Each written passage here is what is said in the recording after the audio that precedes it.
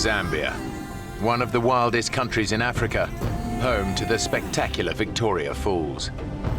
They are fed by the mighty Zambesi River, which divides Zambia from Zimbabwe.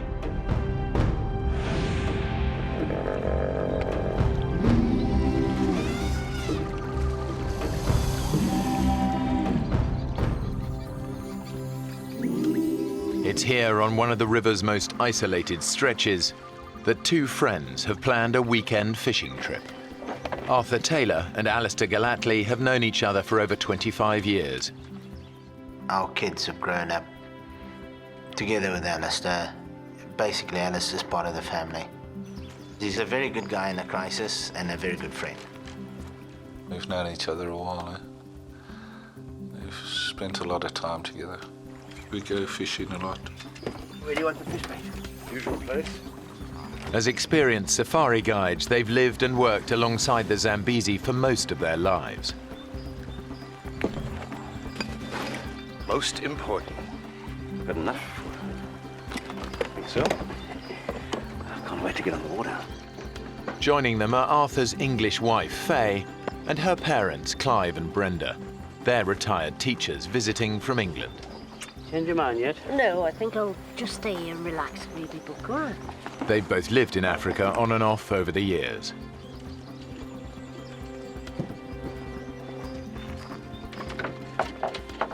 This is the last chance for all of them to go out on the river together.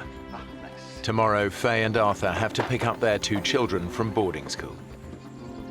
But even though she spent a lot of time in the bush, Brenda isn't keen on the idea of going fishing. My mum was anxious because she doesn't really like going on the boat, and she would rather have just spent the day in camp. I'm not going to go if you don't go. If she doesn't come, the crocs will be safe. My mum is a pretty strong personality, and you certainly don't mess her around. You'll have to give me a hand in here. Because it was the last day of the holiday, she finally agreed to come with us. Okay, all aboard.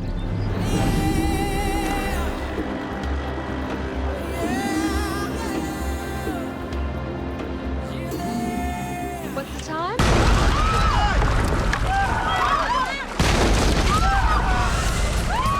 There was no warning.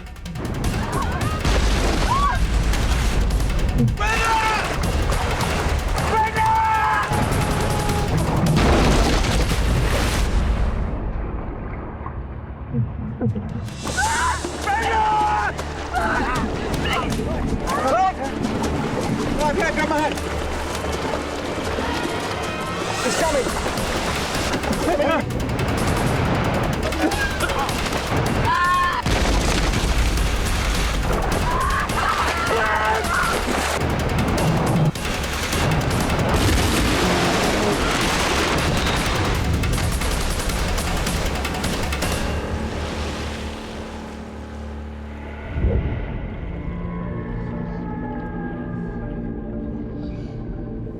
It was just this huge boom, and I was in the water. I think my subconscious was saying, this is it, this is the end.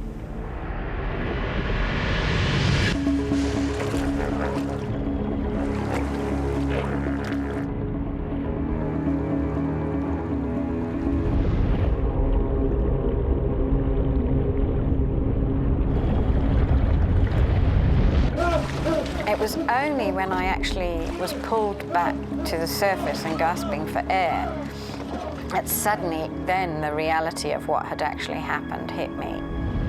They've survived the Hippo attack, but now they're in even greater peril. They've capsized in one of the most crocodile-infested rivers in the world.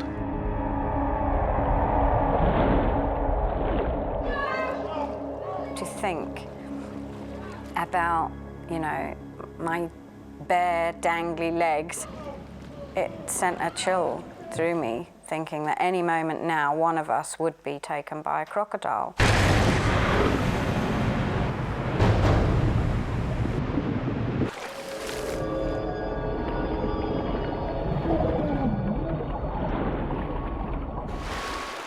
Clive Kelly has watched his wife Brenda sucked under the crocodile-infested river.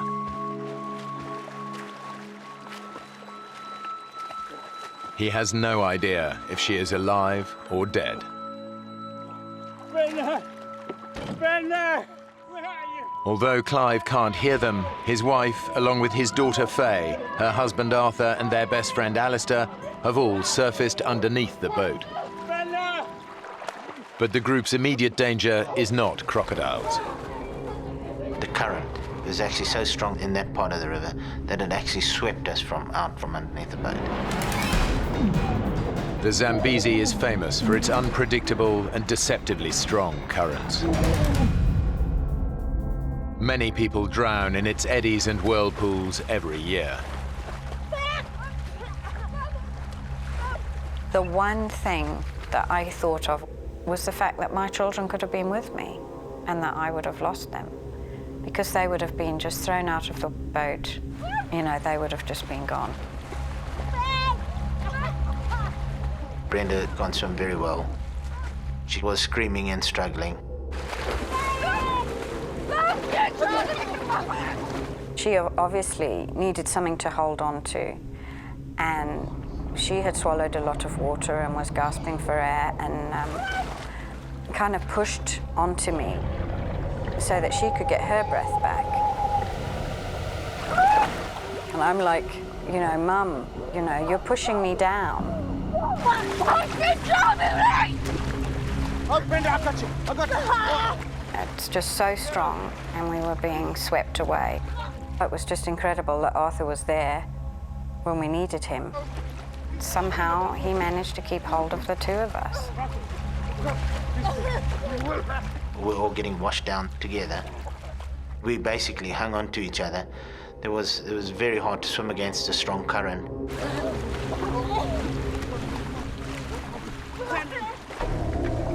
The boat has become snagged in the middle of the river. Just relax, Brenda, relax. Clive and Alistair are able to cling on to it while the current drags the others downstream. Clive and I, we couldn't do much. We sat on the front of the boat and we watched them. I had no idea where we were going. All I knew was that we were being swept away. The current was really, really strong and it was just sweeping us down. We were trying to make our way to shallow waters. We knew it was our only hope of survival. Luckily, the current actually took us towards the middle of the river, which was slightly shallower. It's a sandbag. There was a submerged island.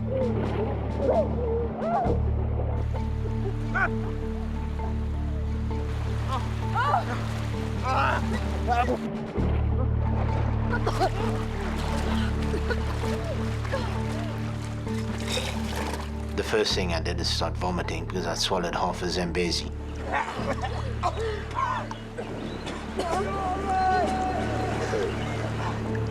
Alistair has seen his friends struggle against the current.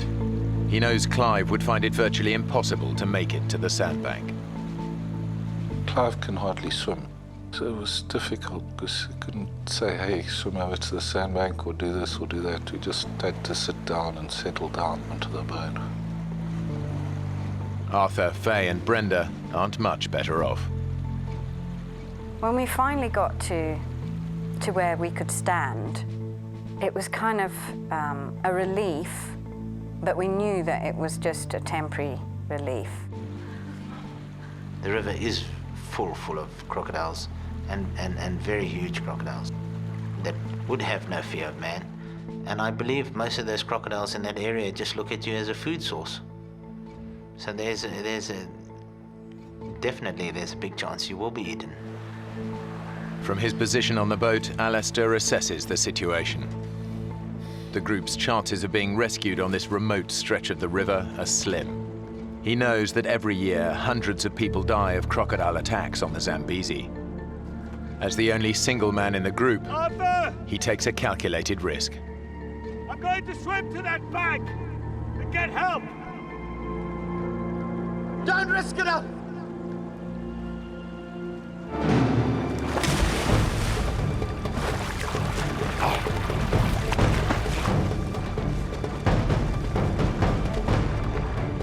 He's crazy. It was quite fast water. I started swimming slowly, I was a bit scared that splashing around the crocs I'd attract crocodiles.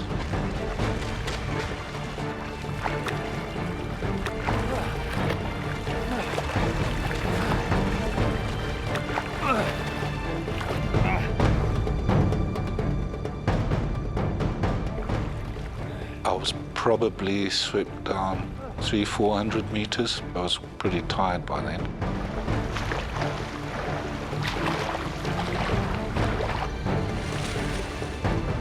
I saw a little inlet up ahead, so I paddled into the inlet.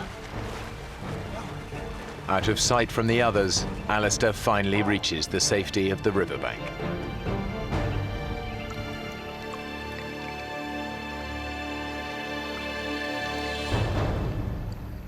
As my feet touched the ground, I looked up.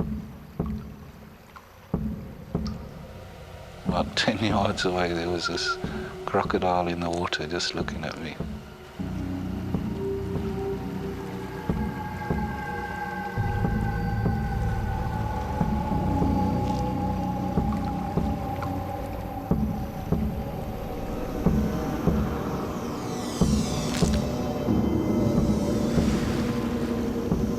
It was scary. I didn't quite know what to do. I think I actually panicked. I decided the best thing to do is try go for the crocodile and maybe chase it.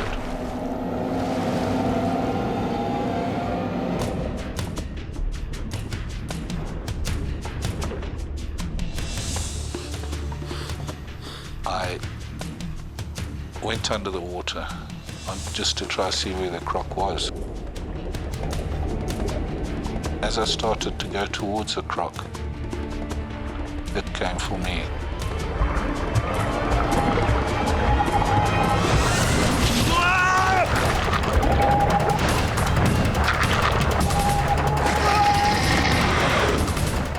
It was going for my legs, and I pushed it away with my left hand. Its teeth cut my left hand up a bit, and it disappeared.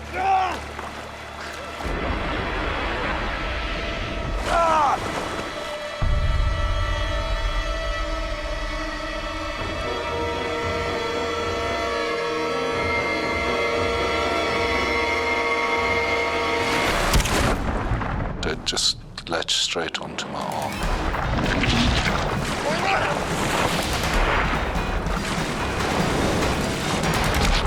It was just trying to really tear my arm off.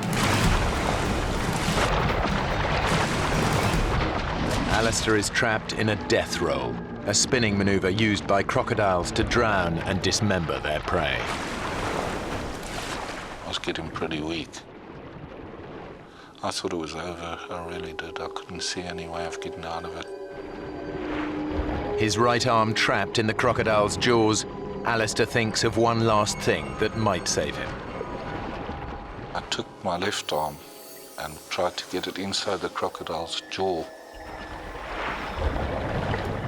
They've got a flap in the back of the throat which keeps the water out when they're underwater. I tried to reach that. The second I did that, once I got my other fingers inside the mouth, it let go.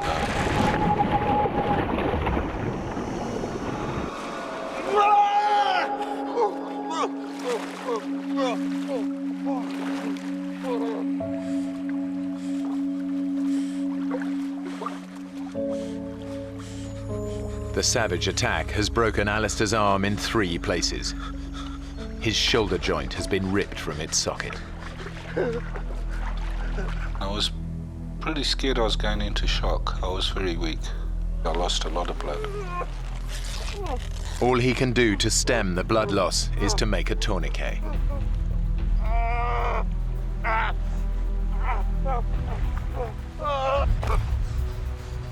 Arthur, Faye and Brenda lost sight of Alistair soon after he was swept downriver.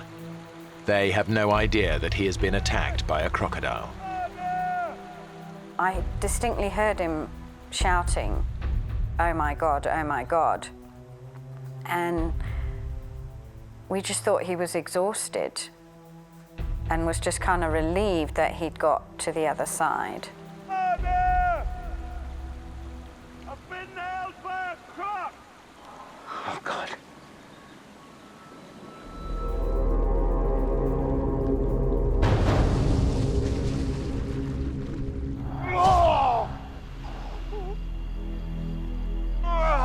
Although Alistair is clear of the water, he is still vulnerable to attack.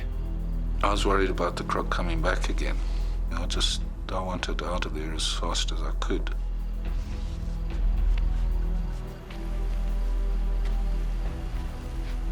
The sun was pretty hot, and there was one tree in this pile of rocks that I went and I sat under to try and sort my arm out.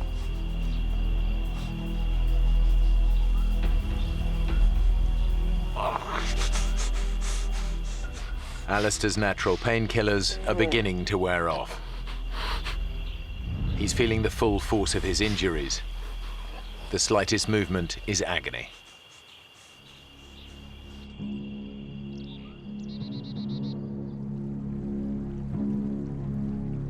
Clive is still stranded in the middle of the river. And now the boat is beginning to sink.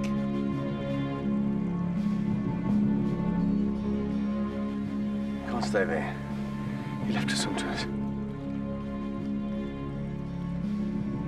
Dad! You're gonna have to swim over to us. I know. My dad had no choice but to swim, because if the boat went down in the night, then he would just disappear. He wouldn't have stood a chance.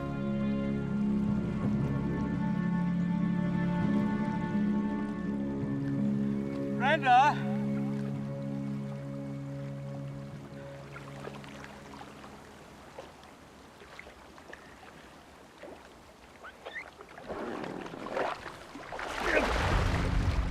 It was just such an awful experience to watch, and terrifying, not knowing at any moment when he was going to be taken by a crocodile. Come on! And Clive also has to struggle against the erratic currents of the Zambesi. Although he was swimming as much as he could towards us, That's it, Dad! he was just going further and further away. Oh, God.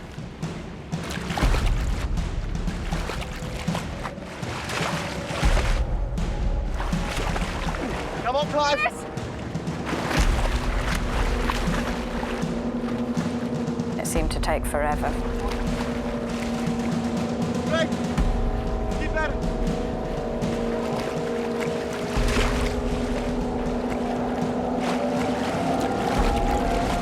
Yeah, okay, I got you. Oh, yeah. I can't tell you what a relief that was, that my dad was alive and had made it. On shore, only a few hundred yards away, Alistair's agony is intensifying. His wound is becoming a poisonous time bomb. I had nothing to wash it out with properly. The arm was full of rubbish. Alistair knows that bacteria from the crocodile's bite will have entered his bloodstream. Untreated, he could easily lose his arm to gangrene.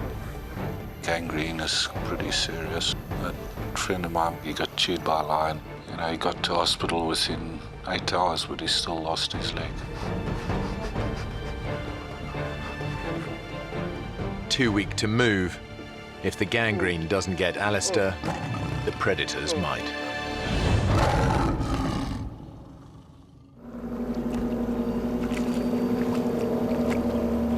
Suddenly everything is awake. Your ears, your eyes.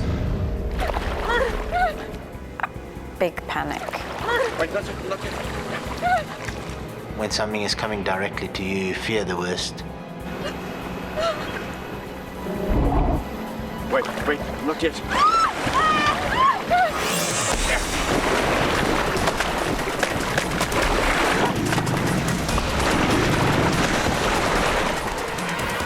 As we hit the water with the paddle, it veered off into the mainstream.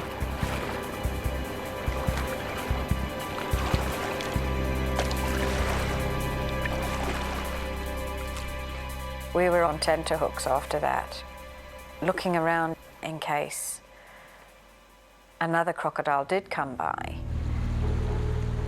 On the sandbank, the group are becoming desperate. Clive, Brenda, Faye and Arthur have now been stranded in the middle of the Zambesi River for almost 20 hours. It's over 12 hours since they last heard from Alistair. They have no idea if he's still alive.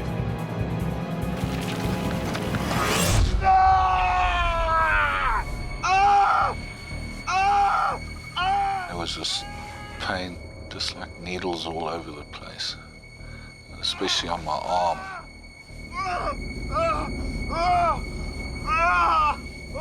I didn't realize what it was at first until I managed to sit up. And I realized there were ants biting me. These safari ants.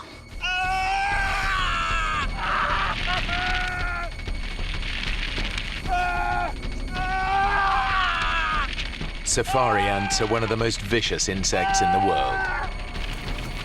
They've been drawn to Alistair by the scent of his blood.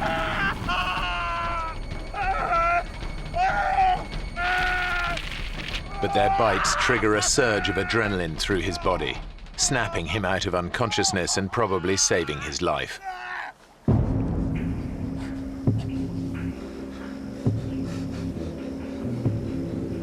Alistair forces himself to move on. It was tough going. I couldn't stand up. I had to sort of bent over, using my left arm on my knee to try and keep support. Alistair realizes he's the only one who can find help for the others. But it's now 24 hours since the crocodile attack. He's lost a lot of blood. He's weak and disorientated.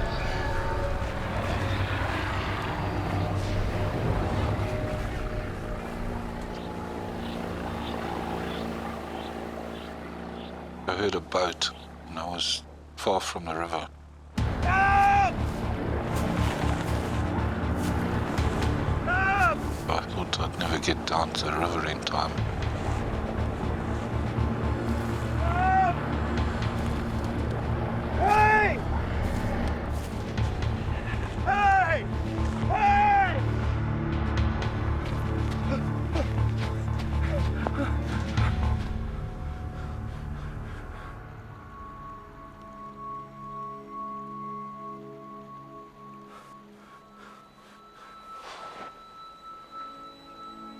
There must have been an aeroplane or something, because it definitely wasn't a boat. Despite the threat of crocodiles, Alistair loses consciousness. On the sandbank, the others are beginning to lose hope.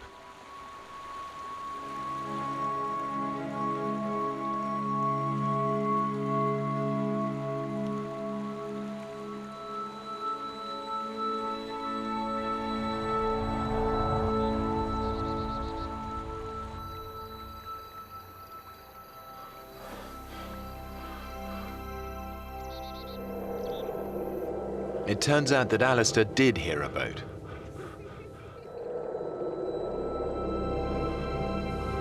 I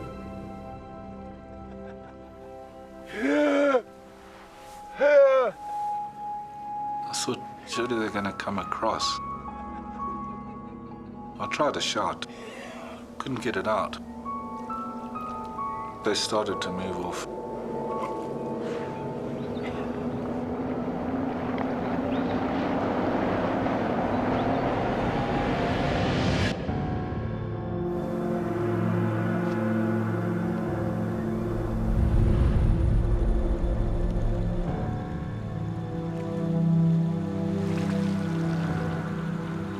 On the river, his friends can do nothing but await their fate.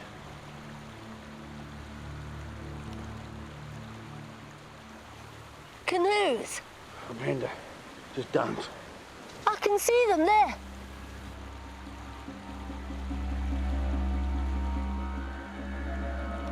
There.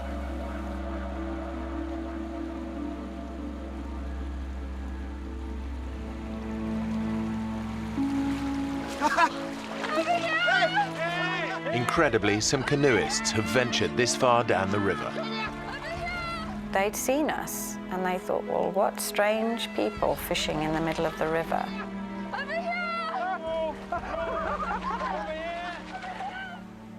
I can't tell you how that felt, really. I mean, it was just a sense of relief.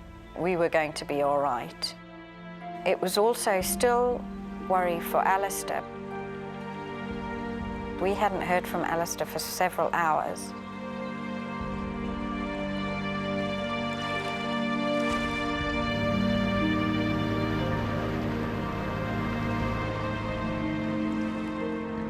Eventually, the couple across the river spotted Alistair.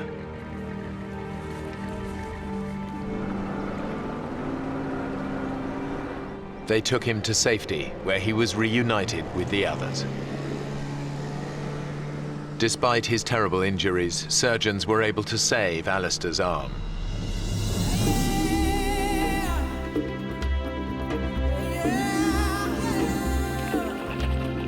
He and Arthur still take regular fishing trips together on that same stretch of the Zambesi. Clive and Brenda still visit Africa regularly. Mr. and Mrs. Carey won't go fishing with us anymore, but Faye spends most of her weekends in the bush, but she rarely goes out on the river. I always feel anxious when I get in a boat, even now, after all these years. It's just such a terrible experience. But we all survived, all 5 of us.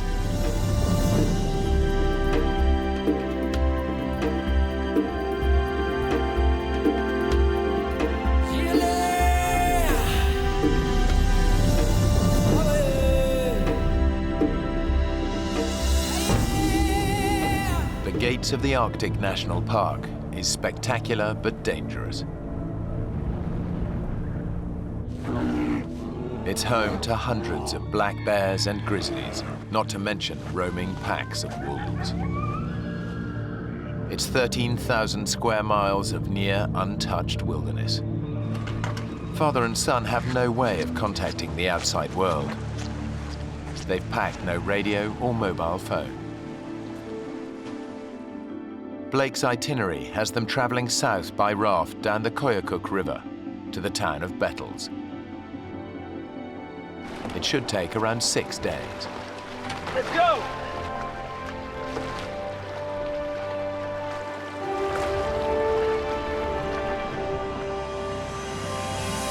It was about a 90-mile float that we had planned, just camping and doing little short day hikes. We were just going to have fun. That's beautiful, isn't it? Thanks, son. A wonderful, wonderful birthday present.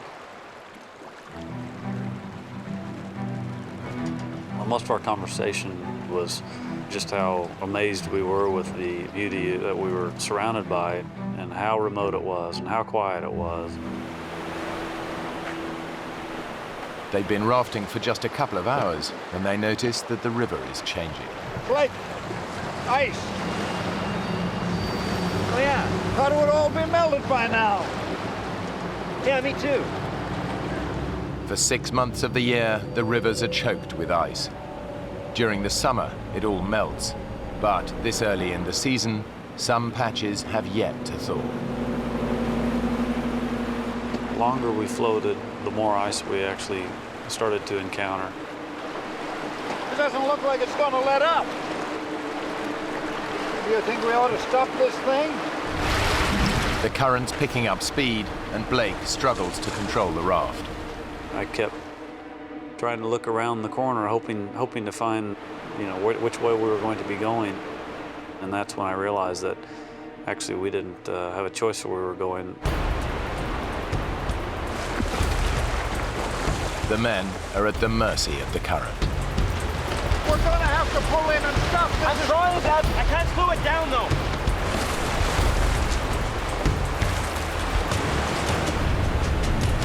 We're going too fast. Let's slow it down, Dad. Stay on!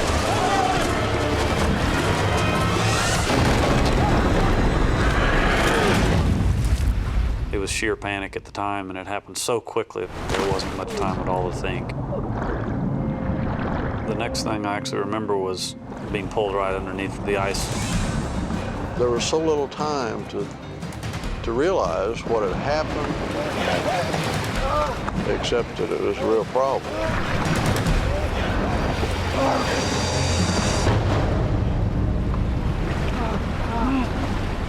It wasn't long before we came up in essentially an air chamber underneath the ice. The air pocket saves their lives, but the ice shelf could stretch on for miles. I remember looking over and my father yelling at him. Blake yelled. Dad, I'm sorry. Of course, it wasn't his fault. Give my hand. Blake manages to grab Neil's hand, Hold on. but the current's too strong. Dad. His dad is swept away beneath the ice. Dad.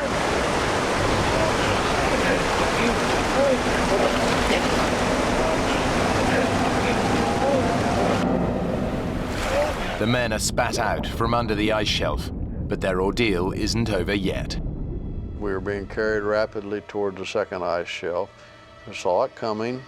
I reached up and grabbed it to try to prevent from going under it. Of course, the river was such that I was carried underneath.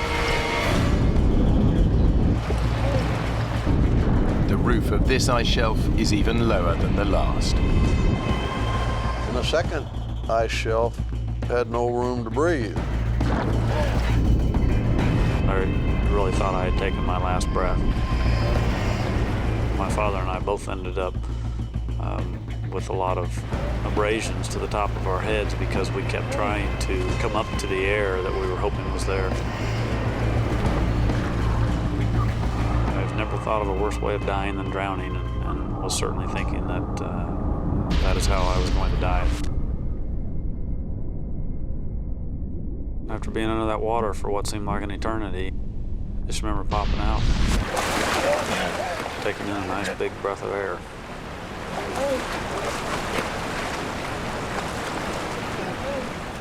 At this time, I had no idea where my father was. He had been pushed up against something and trapped.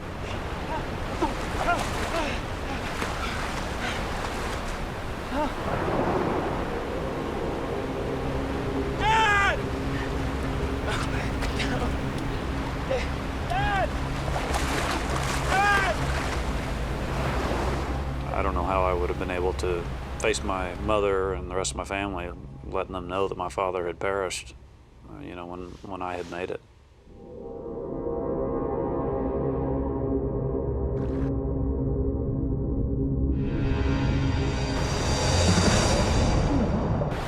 And the next thing I remember seeing was his head above the water. The powerful current is sweeping Neil away. It didn't appear like he was making any attempt to get out of the river, and for all I knew, he was injured and couldn't. Neil's disorientated, but somehow he catches hold of a rock and hauls himself out. Dad, you're gonna freeze! Blake knows that his dad has got to get to shore fast before he's paralyzed by cold and shock. Let us swim! And Blake, in the meantime, is yelling at me, and I can't hear him above the roar of the river. Let us swim for it! Here you go! So eventually I managed to get my breath long enough to tell him to shut up. Will you let me think for a minute? Blake was telling me that I had to swim over to him, which was the last thing in the world I wanted to do. Dad! Come get! Getting back in the river is dangerous, but Blake knows it's his dad's only chance. Come on, Dad! You can do it! You can do it, Dad! Dad!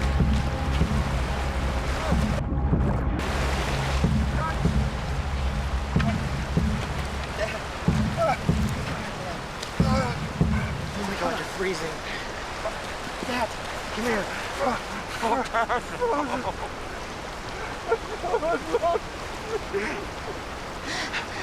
I'm so sorry, Dad. It's okay. It's okay.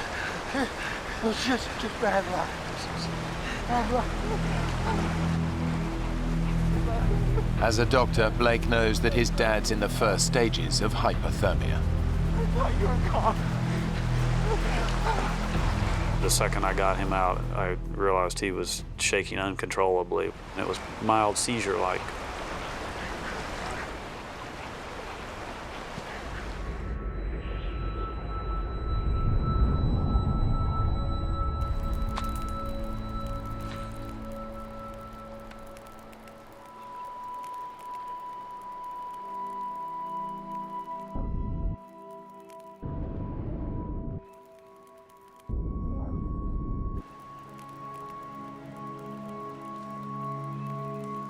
Blake had in his life vest a picture of his wife and son, and been so worried about ever seeing them again. And we were both somewhat crying. It's okay, look, it's gonna be all right. I'll be back home. But Blake knows their prospects are bleak. They're stranded in a remote wilderness and nobody expects them back for at least a week. Their raft is lost, along with all their food and gear. Worse still, the reserve is teeming with hundreds of wolves and bears. I think at that point we realized that we got some big problems. Getting colder now, the sun's going down. You think we ought to find a more sheltered spot? Yeah. You okay to move? Guess I'll have to be.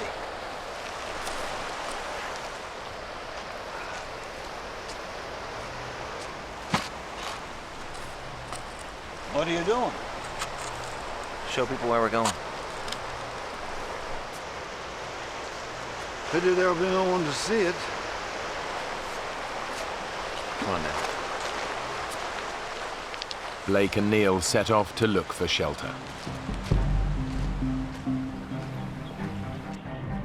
Blake lost his boots in the accident, but his pace still leaves his father lagging behind.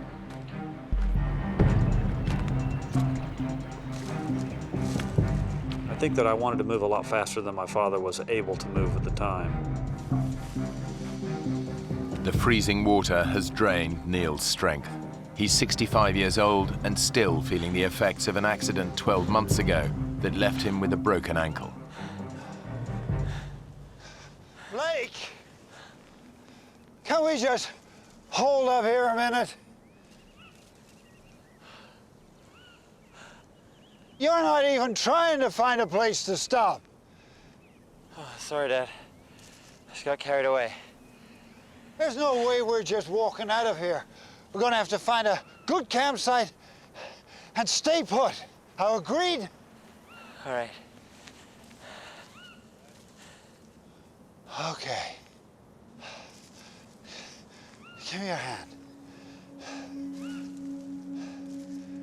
Here we were in the middle of this vast wilderness, a good 60 miles from the nearest human being. No one was expected to be flown into the area for at least 2 weeks after our trip. We were alone, and we were going to have to endure or survive until either we found a way out of it or someone came looking for us. It's the rainy season, so the men set about building a shelter to protect them. It's crucial they stay warm and dry. But that's just the start of their problems. Hey, Blake! Come take a look at this! What? Tracks. What do you think?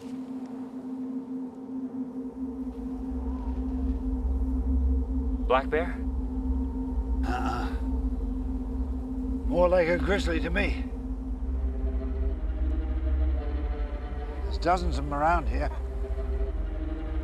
Well, maybe they were just passing through. I'm gonna get that fire started. They packed a shotgun, but that's at the bottom of the river. Now their only defense against prowling grizzlies is fire. Their ordeal has left Neil and Blake battered and bruised. Now they have to contend with the cold. We got enough wood? Yeah, we got lots. You get closer to the fire. I'm warm enough. There. My father and I took turns laying towards the front of the shelter where the fire was. Try and get some sleep, okay? Yeah. And then whoever was laying in back would bear hug the person in front.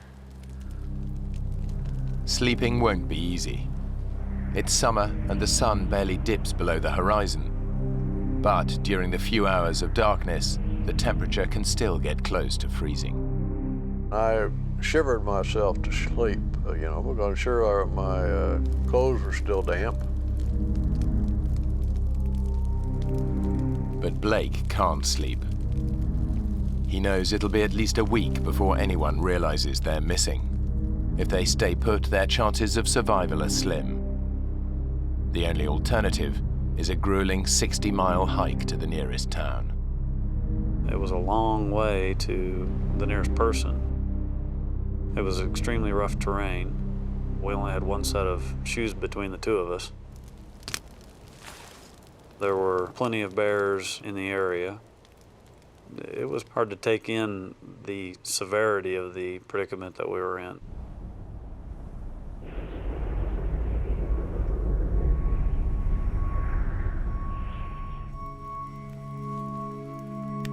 During the night, Blake has made a tough decision.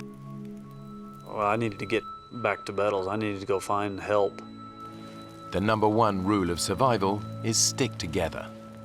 But Blake knows his dad isn't up to the hike. Dad? You okay? Yeah. Pretty sore, though. You slept? Not so much, no. You know, I've been thinking. We gotta get ourselves organized. We gotta build up a nice big pile of firewood. Maybe make some traps. We're gonna need some food. I'm going for help, Dad. Help? From where? Blake had no doubt given it a lot of thought and decided that he could conquer this problem and hike back to Bettles. Bettles is 60 miles away. This is just plain crazy. Look, we talked about this. First rule of survival, stick together. Dad, I know all that. But no one else is going to be coming down the river for weeks. We can't wait that long. You trying to get yourself killed? Have you even looked at the map? There's a darn great river in the way. I'd ask him how in the world he was going to get over the Tingayuk River to our south, which appeared to be a pretty good-sized river, and he said, I don't know, I'll find a way. Yeah? How? This isn't some little stream. This is an Alaskan river in full flow. Now, do you have any idea how powerful that is? Yes, Dad. I was in one yesterday, remember? We're on our own, Dad. No one's coming. I'm telling you not to go. Leaving him alone was a hard decision, but I think he knew I was stubborn because I inherited that from him. You're really going, aren't you? Yes, sir, I am. I'm really going. Because if I don't, we're going to die here, Dad. You're going to need the knife. And the lighter. Now, what about the bears? You saw all those tracks. Well, you got the fire. That should keep them away. I meant you, son. What about the bears? I love you, Dad.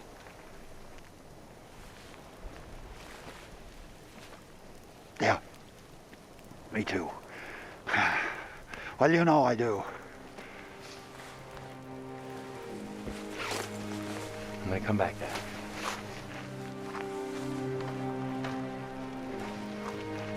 Now, don't get yourself killed, you hear? I was emotional when he left. I felt alone and very concerned about being alone. But I probably more worried about him and what he might encounter.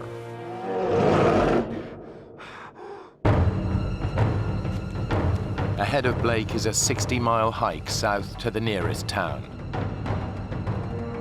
In such a vast expanse, he can't afford to get lost. One wrong turn could spell disaster. Now Blake's made a gut-wrenching decision to leave his dad alone and hike out for help. He's heading south for the town of Bethel, 60 miles away. The biggest obstacle in his path is the Tinyaguk River. But first, he has to find it. Because of the scale of this map, it was a little bit difficult telling exactly where we were. I didn't have any great landmarks.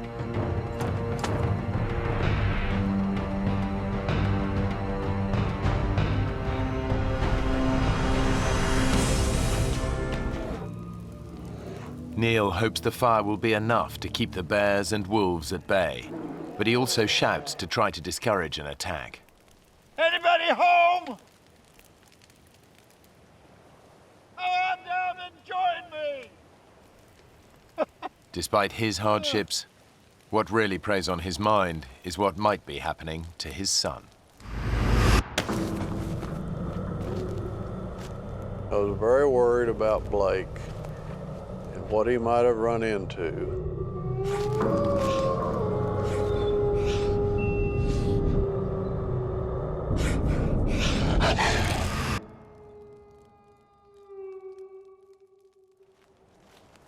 Like his dad, Blake is trying to frighten predators away by singing aloud.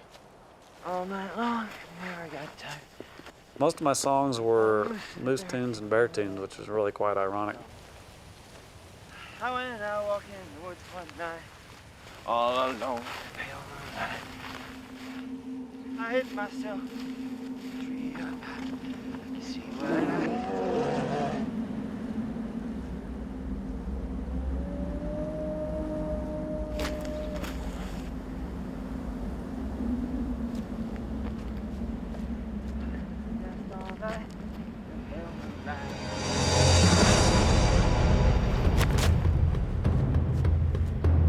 Suddenly, Blake comes face to face with a grizzly bear.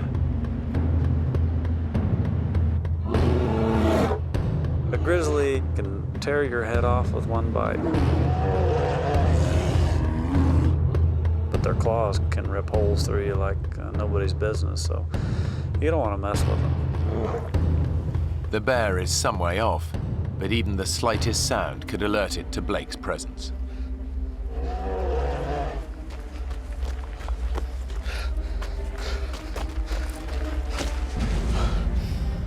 I certainly sent the adrenaline through my body when I saw him. Blake daren't make a sound.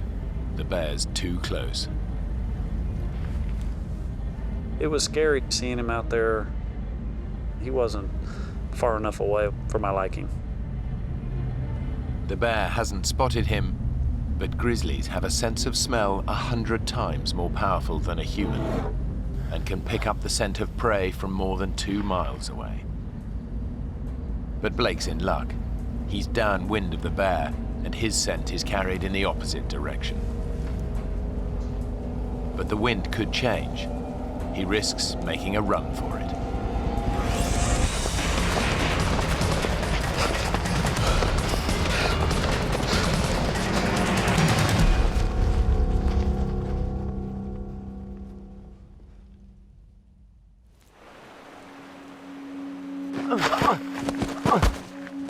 Now the mental and physical strain of the last 2 days finally catches up with him. I realized I needed to rest.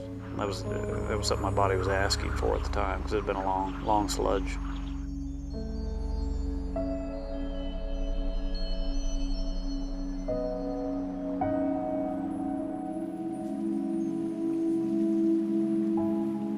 Blake hasn't eaten for 36 hours. The only thing that I really saw were some spiders, and there were a few that I swatted and ate, just because I thought maybe they'll I'll start to see more of these and have some nutrition.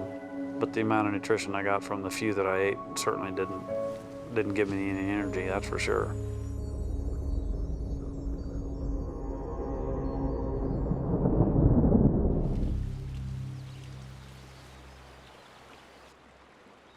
Blake's decision to hike out looks increasingly like a bad move.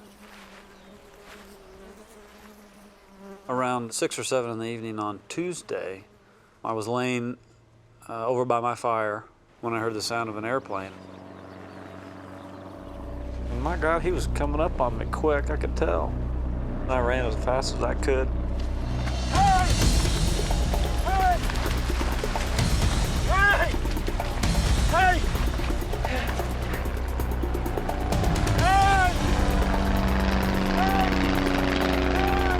I realized that he spotted me. He'd spotted me. Hey!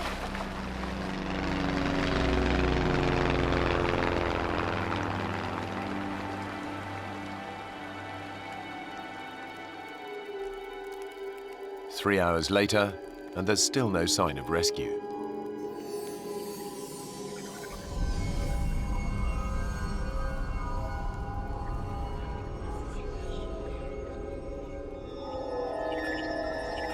Boy, after a while, I started thinking, did I just hallucinate? Did I imagine that plane? If help doesn't come soon, Blake knows they're as good as dead.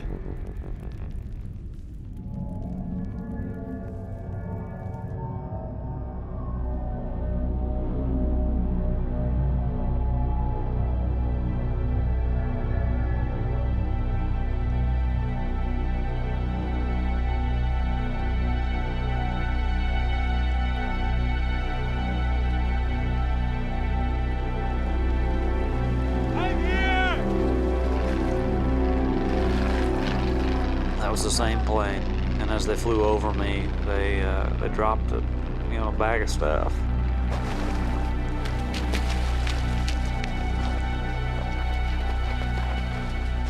The bag contains supplies and a walkie-talkie. I turned that radio on. I kind of told him what had happened. There's only one thought on Blake's mind. Please hurry! You gotta go find my dad! He's 15 miles upstream. There'll be a fire going. You'll see a fire. The pilot launches an aerial search for Neil. And Tango, where are you guys at? Okay, we're gonna head north. A plane reaches the right area within 10 minutes. Neil's camp should be easy to spot. But when the pilot reports back to Blake, the news is bad.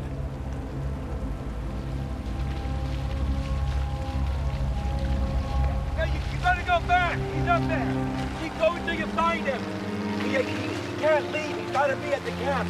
Maybe you didn't go far enough. He can't walk, he's gotta be there!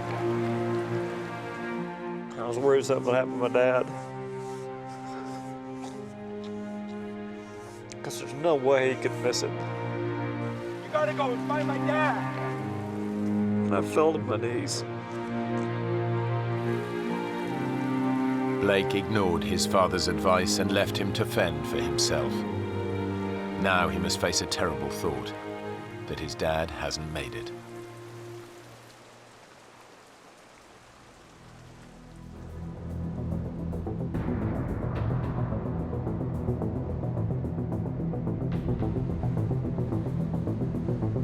The aerial search continues.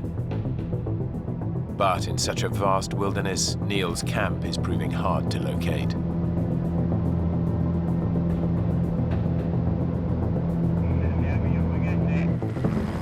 Three hours later, a rescue helicopter picks up Blake and rushes to the scene.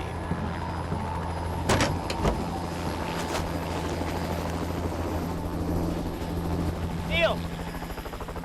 Neil! You okay?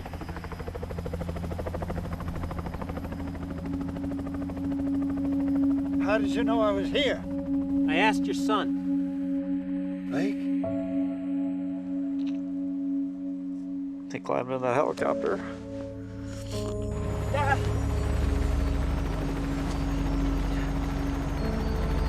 I'm so sorry, Dad. So sorry. Hell, all I could say was, man, you look like hell. Well, you don't look that cute yourself. I was very happy to see him. Very, very happy. Can we get the hell home now? Let's get out of here. And then we took off.